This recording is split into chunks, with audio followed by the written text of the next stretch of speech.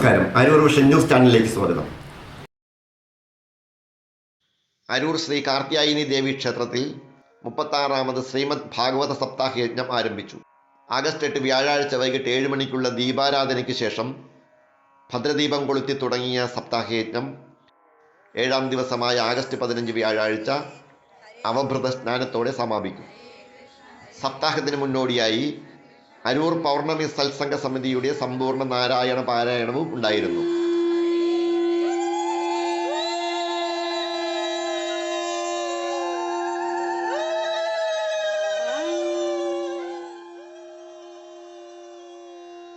ഭാഗവതരത്നം തിരുവെങ്കടപുരം ഹരികുമാറാണ് യജ്ഞാചാര്യൻ. ഹരിനമ്പൂതിരി, പ്രദീപ് തെക്കുംഭാഗം, കൊടുമൺ കലേഷ് തുടങ്ങിയവരുടെ കാർമ്മികത്വത്തിലാണ് യജ്ഞപരിപാടികൾ നടക്കുന്നത്. എല്ലാ ദിവസവും ഉച്ചയ്ക്ക് പ്രസാദവൂട്ടുണ്ടായിരിക്കുന്നതാണെന്ന് സപ്താഹയജ്ഞ കമ്മിറ്റി ഭാരവാഹികൾ അറിയിച്ചു. ക്ഷേത്ര ഉപദേശക സമിതിയുടെ നേതൃത്വത്തിൽ നടക്കുന്ന യജ്ഞപരിപാടികൾക്ക് Devaswom board Vaikom sub group officer Sandra Suresh, ഉപദേശക സമിതി president RG Radhakrishnan, secretary DN Ashokan, vice president PV Ashokan, മേൽശാന്തി ഹരീഷ് കുമാർ എന്നിവർ മേൽനോട്ടം വഹിക്കുന്നു.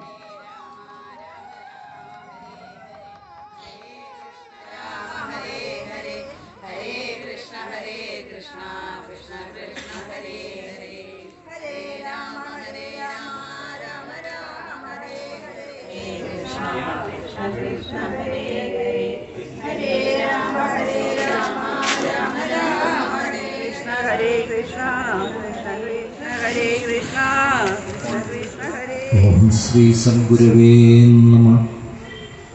ശ്രീ നരസിംഹമൂർത്തയേ നമഃ. ശ്രീ മഹാസുദർശനമൂർത്തയേ നമഃ.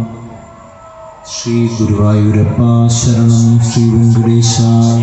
കേട്ടു 7 ദിവസം. അതുപോലെ ക്ഷമയൊക്കെ നമുക്കുണ്ടോ? അല്ലേ? 7 ദിവസം ഇരുന്ന് കേൾക്കാനുള്ള ക്ഷമ നമുക്കുണ്ടോ? വലിയ പാടാ അല്ലേ? വലിയ കാരണം എന്താ? പ്രാരബ്ധം. ഇതൊരു പ്രാരബ്ധമാണ്.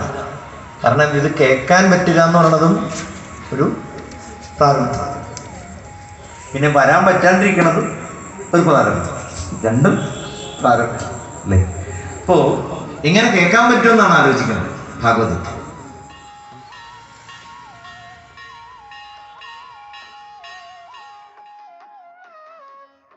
അരൂർ വിഷൻ ന്യൂസ് ചാനലിന് വേണ്ടി LS അശോക് കുമാർ. നന്ദി.